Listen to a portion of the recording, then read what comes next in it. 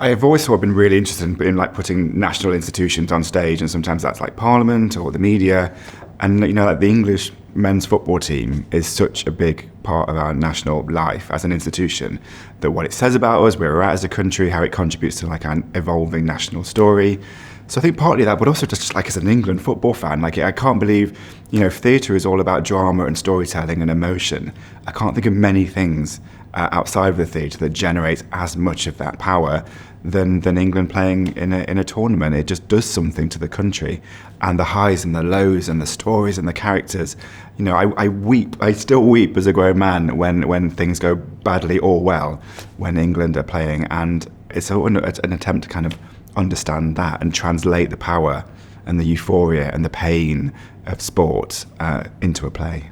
It's the most important thing for me to make sure that this play about the national game from the National Theatre doesn't just stay in London. It's got to go out of the capital city. I'm not from London originally, and I know the identity, the specific identity that different big footballing cities has towards the game. And being in the Northwest, it's possibly the region in the country that's the most, got the most, often produces the most players, certainly in terms of the players they get into the national side.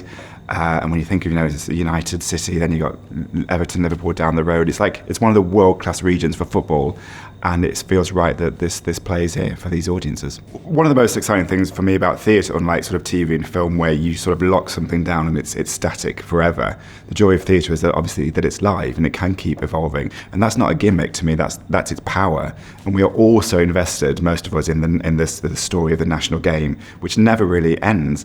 And so yes, this play was written around the time of the Qatar World Cup, but I never saw that as the end. The Gareth Southgate project and how this story is evolving is changing all the time. So I will be adapting it based on what happens in the Euros over the next few weeks.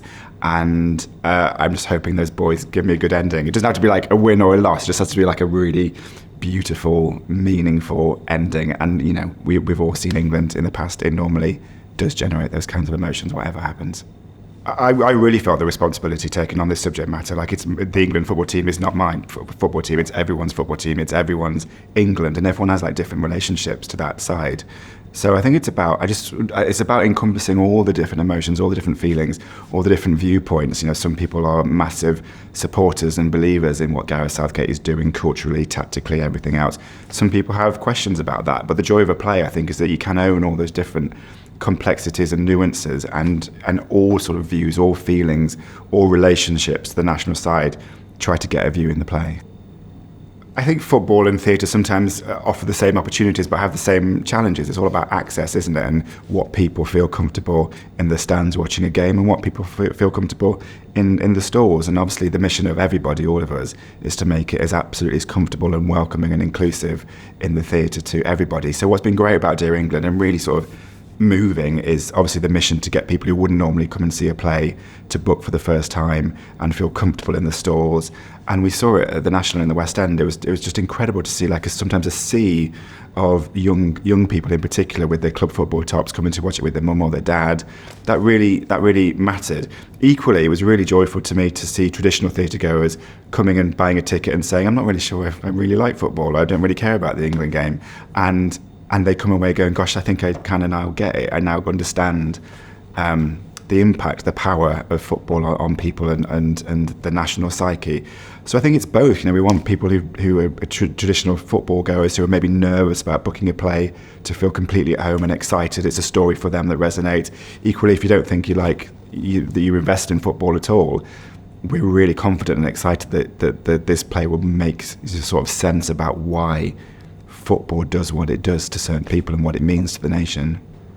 I felt so lucky being able to sort of hang out a bit with Gareth Southgate, and it's not it's not just he was the first person to tell me that he's just one person in this whole machine. There's comms, there's psychologists, there's data scientists, there's physiotherapists. I got to spend time with the kit boys, who are the people who lay out the kit for all the boys in the end, and they take such pride and such passion in their job. And in a way, they all have to sort of buy into the ethos. They all have to buy into the project on every single level, from cooks and chefs to nutritionists to everybody else. It's one big project. But yeah, I was very obviously sort of nervous meeting the man himself, Gareth Southgate, who I think they call it the impossible job for a reason. I think basically Prime Minister and England manager are basically the best and the worst jobs in the country in terms of that pressure. But I unashamedly admire him. I really admire what he's trying to do, and the problems he's identified that have traditionally held the England men's football team back. Often it is, of course, tactics, strategy, everything else, but it's also mentality and psychology and emotional intelligence and resonance, how you learn to deal with your fears, how you learn to deal with pressure, how you learn to deal with how you learn to celebrate your vulnerability, which is not something often you talk about in elite sport. It's about pushing that stuff down and being strong and fearless, and actually that hasn't always paid dividends for us, because we've sometimes struggled as a team to gel as one unit rather than 11 separate players. And what's inspiring to me watching this new team that developed from 2018 onwards is how much of a unit they are, how much they can trust each other, how much they can share. And you can just see it in how they're handling themselves, how they're carrying themselves, the values they're carrying with them. I think they're real role models now, which, no shade to any previous players, but they're allowed to wear their vulnerabilities on their shoulders, and I think that's only to the good, and that's one of the reasons why we broke the penalty curse in the first place, because previous teams just didn't talk about it. They didn't practice them because they wanted to pretend they didn't exist. When they did, they didn't know how to share that fear. And Gareth and these lads, they really looked at that and went, "What's the problem? Why is it harder for England men to walk to that ball more than any other nation in the world?" Which is why we're the worst in the world prior to 2018 at winning on penalties. And something shifted, and I find it very moving and very powerful. I'm a great believer that theatre first and foremost should be entertaining, a great night out, all the different components and the people we have who've made the show, from choreographers to music and light and sound. It's like a really incredible spectacle led by our director Rupert Gould.